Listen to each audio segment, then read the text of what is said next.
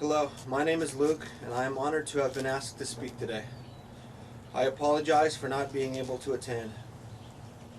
I find comfort in knowing that Mike wouldn't have wanted me to jeopardize my job in order to be here today.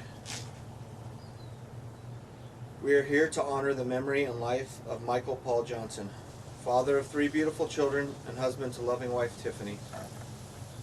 Mike was more than my best friend, he was my brother, a bond closer than blood. The first time that we met, we were 6 years old. I had just moved to the desert and I hadn't made any friends yet.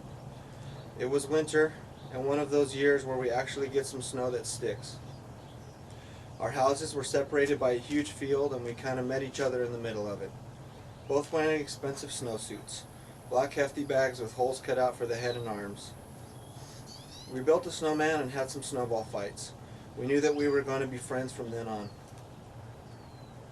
Some of my best childhood memories are us tearing up the neighborhood on our old school bikes with banana seats, ape hanger handlebars, and baseball cards in our spokes.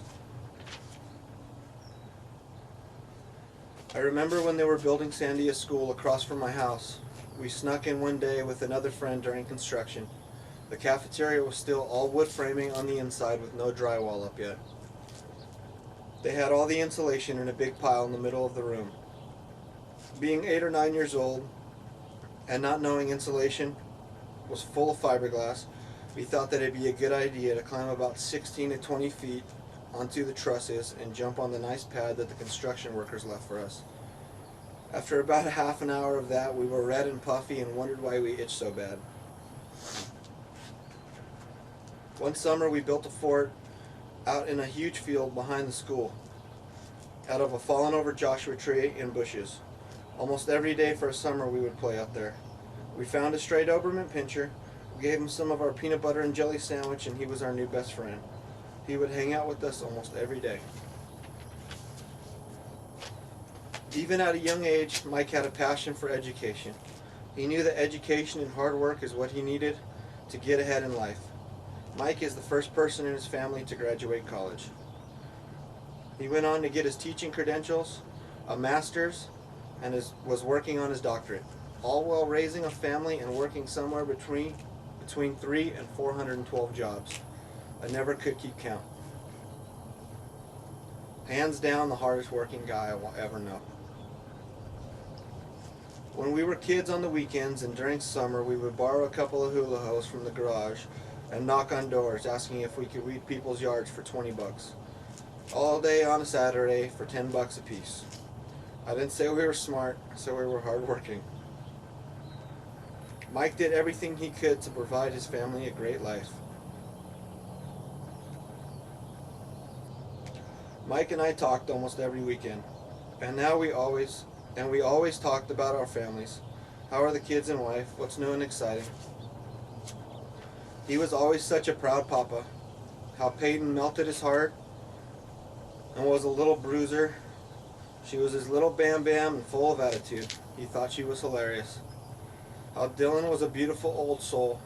How he was so smart and one of the most genuine, loving, and caring people on this planet. To me, Dylan is a spitting image of Mike, a little mini Mike. And Cameron, who I am proud to be godfather to. I remember how nervous your dad was when he found out he was going to be a dad. He wondered if he would be a good dad, like all new dads wondered. It's not easy being a dad.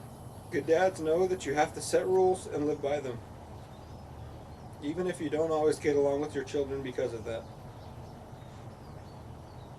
Cameron never doubted your father's love for you.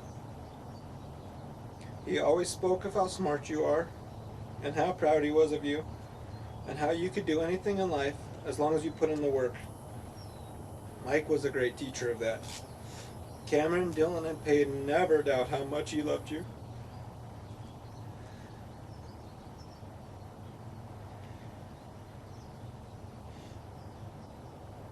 He always told me how lucky he felt to have the greatest kids on earth.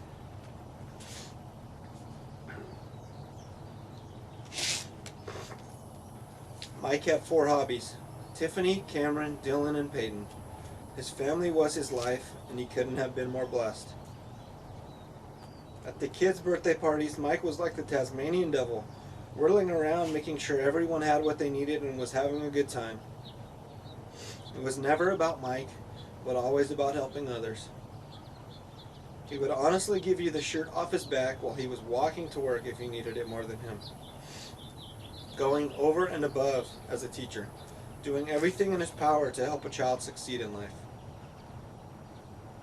One of the times that Mike brought his family down to the beach in Ventura, I took him surfing for the first time. The ocean can be unforgiving, and it was by no means a small day out there. He gave it his best and we had a good time. And by we, I mean I did. I got to laugh at him getting worked in the ocean and having to sit on the beach for a half an hour before he was okay again. Just partial payback for some of the times that he scared the blank out of me.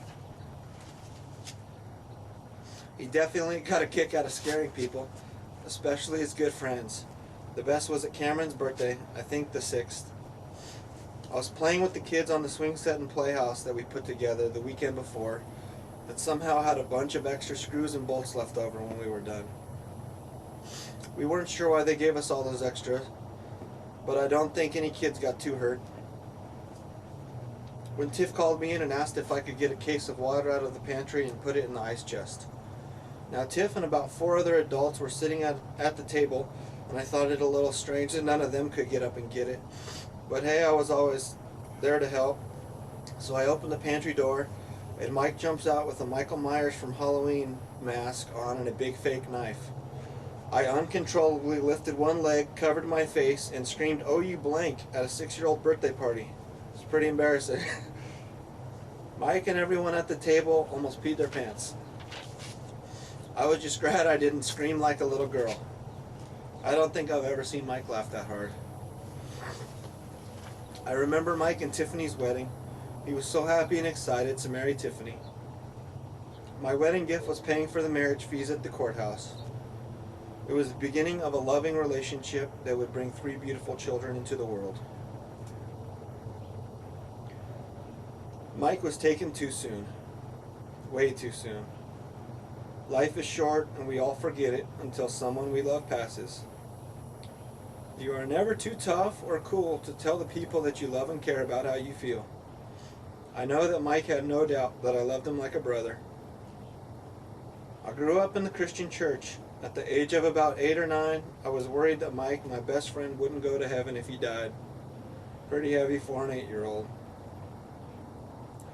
I remember that we were out at the snake tracks, a bike track behind our houses, and I asked him to pray with me and accept Jesus into his heart so that he could go to heaven. Again, now thinking about it, pretty heavy for an 8-year-old. But that is how much I cared about him. Mike eventually grew into a strong man of faith. His walk with God was close. I have no doubt that he is in heaven right now, looking down on us all and wishing he could console us.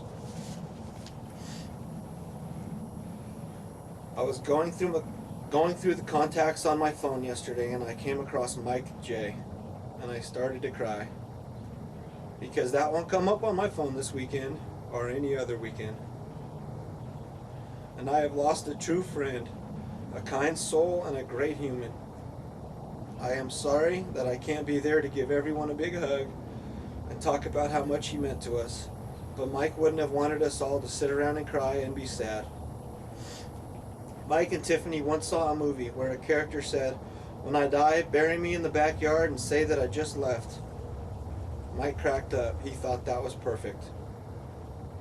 But we can't do that. He meant too much to us.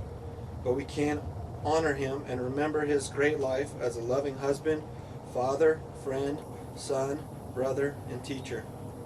He has forever changed so many people's lives in such a positive way that we will only be able to begin to understand in the years to come. I am blessed to have had Mike in my life for the last 26 years. We have been through a lot together, and I will never forget the man who has been an unconditional friend to me. Mike was one of the most honest, kindest, loyal, compassionate, giving, and hard-working men I will have ever had the privilege to know.